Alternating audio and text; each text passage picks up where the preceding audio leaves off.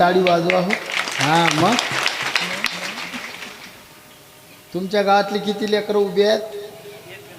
आहे ना ते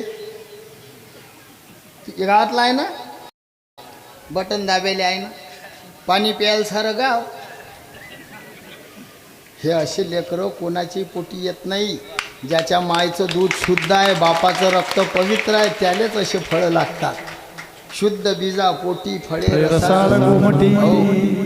लेकराईकडे लक्ष द्या बापू हो. सत्वगुणी बनले पाहिजे. पवित्र तुळशीच्या माळी गळ्यात घाला त्याच्या.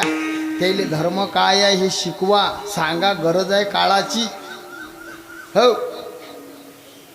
मंदिरात गेलं पाहिजे लेकरू, असा मायबापानं दंडक घालाव. आपल्याला 3 वेळा नमाज पळायला जायची गरज नाही. एकदा हनुमंता दर्शनाला गेला पाहिजे, हा नियम करा घरात.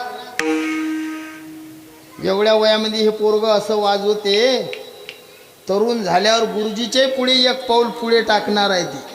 मग आनंद वाटून राहिला बापू.